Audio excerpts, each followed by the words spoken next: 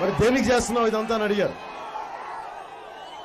ఇంకా ఈ దేశంలో, ఇంకా మన గ్రామాల్లో, ఇంకా మన సమాజంలో ఈ దేశాన్ని ప్రేమించేవాళ్ళు, ఈ సమాజాన్ని ప్రేమించేవాళ్ళు ఏమి ఆశించకుండా, గుర్తింపు లేకుండా ఇంకా ఈ సమాజం కోసం చచ్చిపోయే వాళ్ళు ఇంకా ఉన్నారు సార్.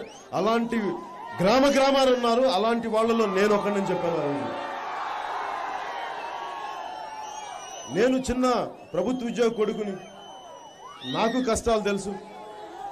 మొన్న ఈ మధ్యన అరకు ప్రాంతానికి వెళ్తే పాపం వాళ్ళు అడుగుతుంది గిరిజన గ్రామీణ మహిళలు.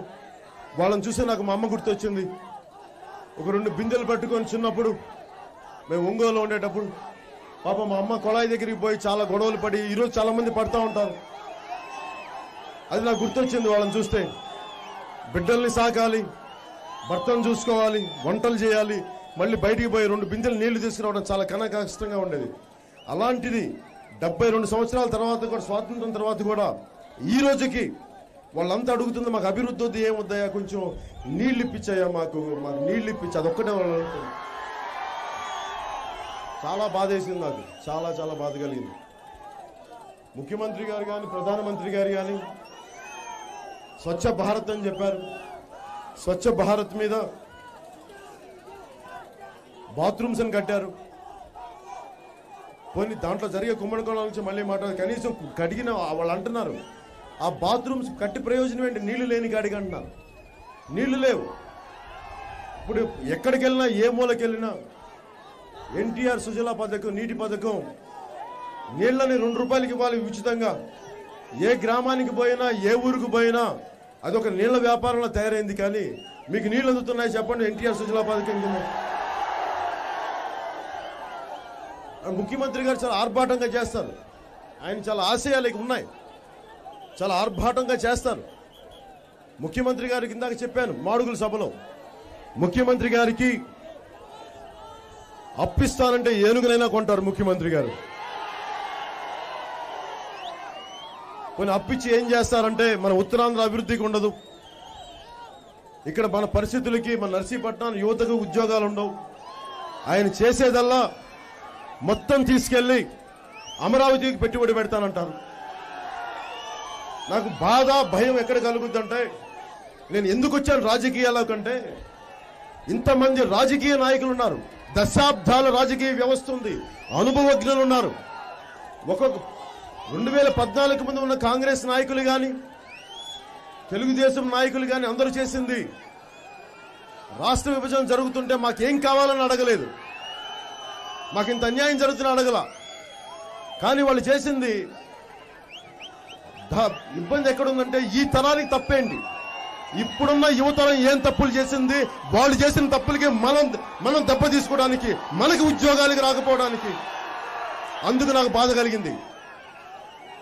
ఇంతకాలం నేను ఎందుకు జనసేన పార్టీ పెట్టాను, చిన్నప్పటి నుంచి నేను నటుడిని కాదు, నేను నటుడిగా అవ్వాలని ఏ రోజు నేను అనుకోలేదు. ఏ రోజు నాకు ఈ దగాకోరు వ్యవస్థ మీద, ఈ అవినీతి వ్యవస్థ మీద, ఈ దోపిడీ వ్యవస్థ మీద పోరాటం చేయాలంటే చిన్నప్పటి నుంచి నా కోరిక. విసిగిపోయాం. కష్టపడే వాళ్ళకి గుర్తింపు ఉండదు, దోపిడీ చేసే వాళ్ళకే మనుగడ రాజ్యం. దోపిడీ రాజ్యం అయిపోయిందని చిన్నప్పటి నుంచి ఆవేదన, ఆక్రోశం. బలవంతంగా సినిమాల్లోకి వెళ్ళాను, మాట్లాడాను.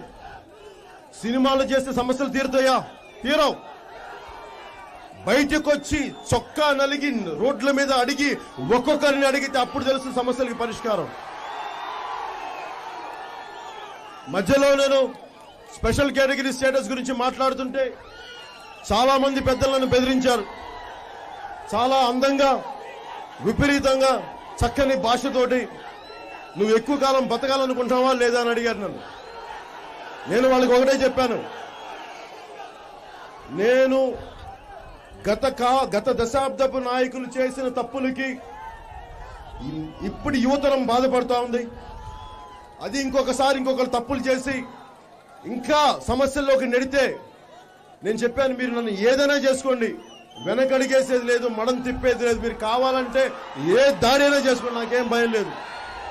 నేను భయపడే వ్యక్తిని కాదు, వెనకడిగేసే వ్యక్తిని కాదు. అలాగే ముఖ్యమంత్రి గారు చూస్తున్నారు,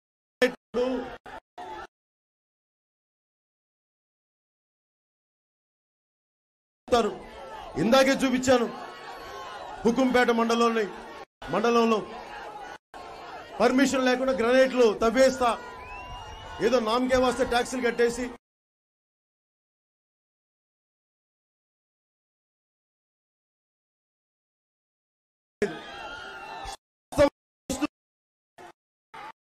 మనం వాళ్ళు అడ్డుకోవాలి. మీరు ఎట్లయినా సరే ఓట్లు మీరు పోటీ చేయొద్దు, మీరు పోటీ చేస్తే మేము ప్రభుత్వంలోకి రాలేం, ఓట్లు చీలిపోతాయంటే నేను ఒక్కొక్క సరే అన్నా. ఏంటండి వీడియో నచ్చిందా? అయితే ఓ లైక్ వేసుకోండి, లేదంటే ఓ కామెంట్ చేయండి.